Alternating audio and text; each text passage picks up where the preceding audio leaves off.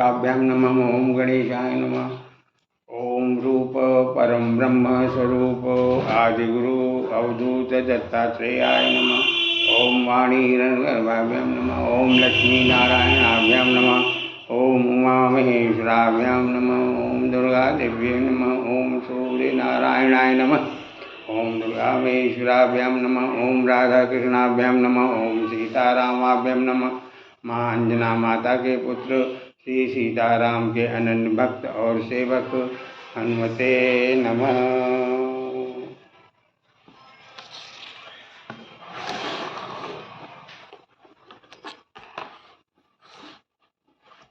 हम बचपन में अपने घर में बाल्यकाल में अपने घर जो अपने माता पिता और अपने अभिभावक से पूजा पद्धति सीखते हैं और करना प्रारंभ करते हैं। सबसे अधिक उपयुक्त उस समय उस काल में वही पूजा पद्धति रहती है। यदि हम कहीं उस अवधि में हम किसी पुस्तक के अध्ययन से या किसी के प्रवचन से कोई नई पद्धतियाँ सुनते हैं और मन में ऐसा आता है कि इसको किया जाए, जो पहले से कर रहे हैं उसको जो है छोड़ करके परिवर्तन करके, तो पहली बात ये कि जो वर्षों से परिवार में पूजा पद्धति है उसको नहीं छोड़ना चाहिए। दूसरी, उसमें उसको और बढ़ाने के लिए उसमें और जो नई चीज़ें पूजा के संबंध में हमें पता लगती है उसको सम्मिलित करने के पूर्व उसके विषय में हमें उस अवधि में मतलब बाल्यकाल में अपने माता पिता या अभिभावक से राय लेनी चाहिए। तब उस पूजा पद्धति को जो हम अपनाए हुए हैं उसमें सम्मिलित और कर लेना चाहिए। इस तरह से, क्योंकि उस अवधि में हमारी जो है परिपक्वता मानसिक शारीरिक समझ की परिपक्वता कम रहती है और इसलिए उपयुक्त यही माना गया है। और जैसे जैसे समय के अनुसार परिपक्वता आती है हम उसमें जो है, और जब हमें आत्मविश्वास आने लगे तो स्वयं निर्णय लेने में कोई हानि नहीं है। फिर भी यदि हमें सद्गुरु नहीं मिले हैं तो सोच विचार करके निर्णय लिया जा सकता है, और सद्गुरु अगर मिल गए हैं तो उनसे जो है विचार विमर्श के बाद ही कोई चीज़ अपनाना चाहिए। और हर एक ब्राह्मण या द्विज जो हैं उनका यदि यज्ञोपवीत संस्कार हुआ है और उस समय उनको मंत्र दिया गया है और अधिकतर गायत्री मंत्र ही दिया जाता है, तो पहले मतलब सद्गुरु गुरु तो वही हो गए जिन्होंने यज्ञोपवीत कराया।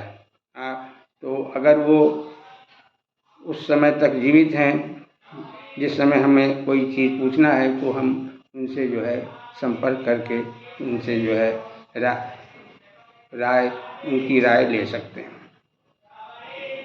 दूसरी बात कि जीवन काल में तमाम सत्संग और धार्मिक पुस्तकों के अध्ययन से हम तमाम नई चीज़ें सीखते जाते हैं, किंतु वो नई चीज़ें हमारे मस्तिष्क में कहीं किसी कोने में पड़ी रहती हैं। लेकिन यदि हम बराबर सत्संग करें तो वो पुनः ताज़ी हो जाती हैं। इसलिए सत्संग करते रहना चाहिए, महात्माओं के प्रवचन सुनते रहना चाहिए। उसी क्रम में मैं एक महात्मा का प्रवचन जो सुना और उसमें जो हमारी पहले से जानकारी थी वो ताज़ी हो गई, और उनके द्वारा जो कुछ नई जानकारी दी गई उसी को मैं साझा करने जा रहा हूँ। उन्होंने कहा, और ऐसी मेरी भी मान्यता है कि भगवान की कृपा का हमें हर स्थिति में अनुभव करने का प्रयत्न करना चाहिए। यदि भगवान की कृपा का हमको अनुभव होने लगा तब तो हमारी 3/4 समस्या हल गई, लगभग पूरी समस्या हल हो गई। लेकिन जब तक भगवान की कृपा का अनुभव नहीं हो रहा है तब तक हमें उनकी कृपा को अनुभव करने का प्रयत्न करना चाहिए और उचित समय आने पर वो हमें धीरे धीरे अनुभव भी होने लगेगा। अब चाहे सुख हो, चाहे दुख हो, चाहे जैसी परिस्थिति हो, हमें इसका अभ्यास जारी रखना चाहिए कि इस परिस्थिति सुख में तो सहज में समझ में आ जाएगा, अरे भगवान की बड़ी कृपा है, ये सुख है, भगवान की कृपा से सुख मिला है। लेकिन दुख में भी हमको अनुभव करने का प्रयत्न करना चाहिए कि इस दुख के पीछे कोई ऐसा हित है जो मैं नहीं समझ पा रहा हूँ। तो इस तरह से मन को समझाते या अभ्यास करते करते हम भगवान की कृपा का अनुभव कर सकते हैं।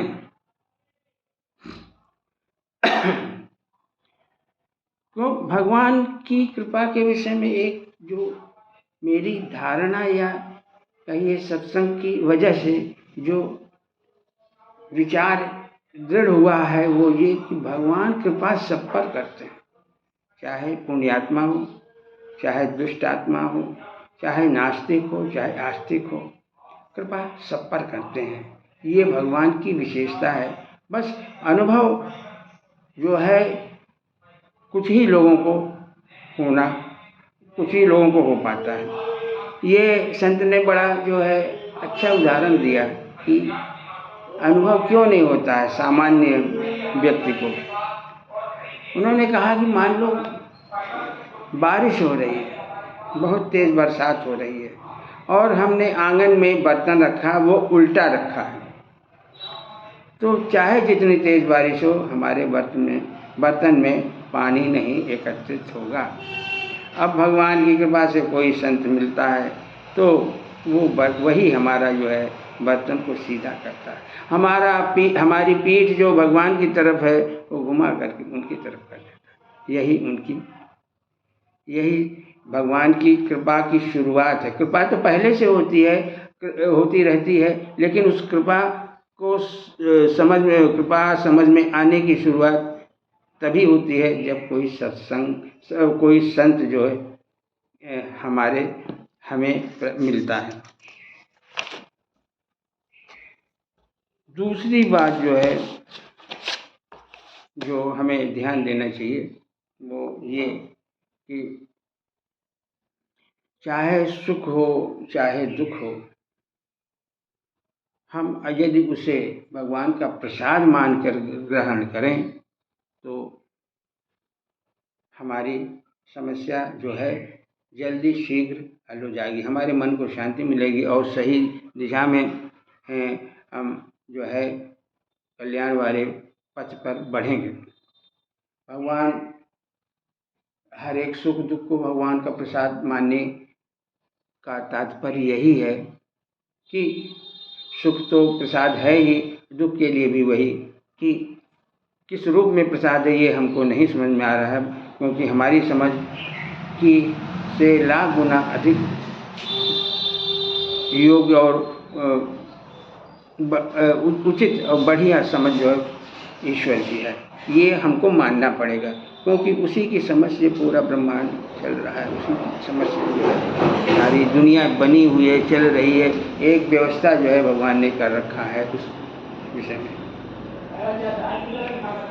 अपने इष्ट को प्रतिदिन सुमिरन कीजिए। यदि माता पिता घर में हैं तो वही लक्ष्मी नारायण है, वही सीताराम है, वही आपके पहले भगवान हैं। उनको जो है उनके प्रति श्रद्धावान रहिए, चाहे वो सामने हो चाहे न हो। हृदय से, वाणी से, मन से, शरीर से प्रभु को प्रणाम करें और इस तरह से आप अपना जीवन जो है व्यतीत करें और जीवन यापन करें। महाराज जी के प्रवचन में मैंने एक बात वो बड़ी अच्छी बताई, वो महाराज जी अपने जी के साथ कहीं से आ रहे थे, तो जब जहाँ उन्हें रुकना था उस स्थान पर गए तो वहाँ पर जो नाई है वो उसने अपने स्थानीय भाषा में कहा कि महाराज जी ये जो हैं कुल देवता हैं, ग्राम देवता हैं, इनको नमन कीजिए। तो महाराज जी के जो गुरु जी थे वो नमन किए और महाराज जी खुद नहीं नमन किए। बाद में जब वहीं उनको रुकना था, रुके, फिर महाराज जी के गुरुजी ने उन्हें आज्ञा दी महाराज जी को कि आप जो है संध्या पूजन कीजिए, शाम हो गई है। तो पूजन किए वो। बाद में उनके मस्तिष्क में था ही कि ये इन्होंने क्यों एक कुल देवता, ग्राम देवता को क्यों नमन किए, जबकि ये इष्ट भगवान के जो है परम ब्रह्म के साकार स्वरूप के उपासक हैं, पूजक। तो उन्होंने अपना ये संदेह जाहिर किया अपने गुरुजी से।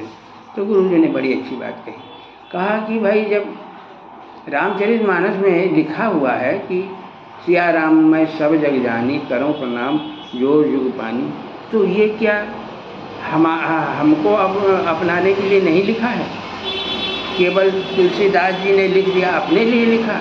उन्होंने सबके लिए लिखा कि जहाँ श्रद्धा की बात आए, जहाँ पूज्य स्थल कोई कहे कि ये स्थल पूज्य है, तो आप वहाँ उनको ईश्वर का अंश या ईश्वर का रूप मान करके वहाँ नमन करने से कोई अहित नहीं है, उससे हित ही है, उससे हम भगवान को ही नमन करते हैं। जैसे कि आकाश से गिरने वाला जल, उन्होंने उदाहरण दिया कि आकाश से गिरने वाला जल जैसे घूम फिर के समुद्र में जाता है, उसी तरह से किसी को प्रणाम करें, श्रद्धा से किसी को प्रणाम करें, वो प्रणाम हरि को ही प्राप्त होता है। ये बहुत अच्छी बात उन्होंने, ये बहुत अच्छी बात जो है हमको सुनने और जानने को मिली, वही मैंने साझा किया। अब मैं राजेश्वरानंद के भजन आपको कई बार सुनाया हूँ और राजेश्वरानंद कवि भी थे, संत भी थे और अभी हाल ही के 2-4 वर्ष पहले ही उन्होंने इस शरीर को त्यागा। उनकी एक खासियत ये थी कि वो उदाहरण के लिए दूसरे के शेर और पंक्तियों को भले वो प्रयोग कर दें, किंतु वो भजन अपना लिखा हुआ गाते थे या बिंदु महाराज के भजन गाते थे। वो बिंदु महाराज भी लगभग 100-150 साल पहले कवि हुए थे वृंदावन में। उनका संग्रह, उनकी पुस्तक भजन का है, तो वो या तो उनके भजन जो है गाते थे राजेश्वरानंद जी, या अपने लिखे हुए भजन। तो उनके लिखे राजेश्वरानंद जी के लिखे हुए भजन तो मैं कई बार गा चुका हूँ। आज मैं उनके द्वारा बिंदु महाराज का लिखा हुआ भजन गा रहा हूँ। हमारी बार गर निकले मदन मोहन सनम झूठे, हमारी बार गर निकले मदन मोहन सनम झूठे, तो सरदारी के सारे नाम भी कर देंगे हम झूठे, तो सरदारी के सारे नाम भी कर देंगे हम झूठे। हमारी बार गर निकले मदन मोहन सनम झूठे, जो कदमों ने तुम्हारे तरु शिला केवट उधारे थे, जो कदमों ने तुम्हारे तरु शिला केवट उधारे थे। तो अब कलिकाल में करते हो क्यों साबित कदम झूठे। तो अब कलिकाल में करते हो क्यों साबित कदम झूठे। हमारी बार गर निकले मदन मोहन सनम झूठे। हमारी बार गर निकले मदन मोहन सनम झूठे। पतित से पतित पावन का मिला क्या खूब जोड़ा है। पतित से पतित पावन का मिला क्या खूब जोड़ा है। न तुम सच्चों में कम सच्चे, न तुम सच्चों में कम सच्चे, न हम झूठों में कम झूठे। न तुम सच्चों में कम सच्चे, न हम झूठों में कम झूठे। हमारी बार गर निकले मदन मोहन सनम झूठे। हमारी बार पढ़ा है हमने ग्रंथों में कि तुम अधमों के प्रेमी हो। पढ़ा है हमने ग्रंथों में कि तुम अधमों के प्रेमी हो। बता दो ग्रंथ झूठे हैं कि हम झूठे या तुम झूठे। बता दो ग्रंथ झूठे हैं कि हम झूठे या तुम झूठे। हमारी बार गर निकले मदन मोहन सनम झूठे। तो सरदारी के सारे नाम भी कर देंगे हम झूठे। तो सरदारी के सारे नाम भी कर देंगे हम झूठे। जो करुणा सिंधु के दो बिंदु पर करुणा नजर कुछ भी।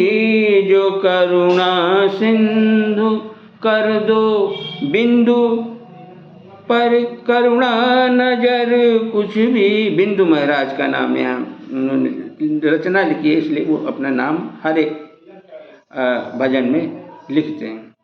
जो करुणा सिंधु कर दो बिंदु पर करुणा नजर कुछ भी।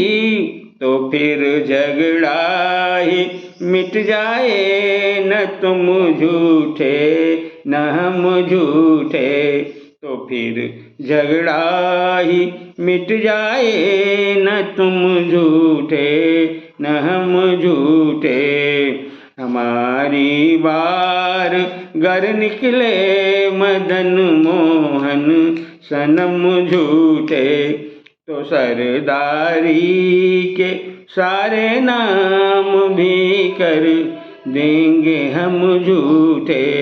तो सरदारी के सारे नाम भी कर देंगे हम झूठे। बोलो भक्त और भगवान की जय।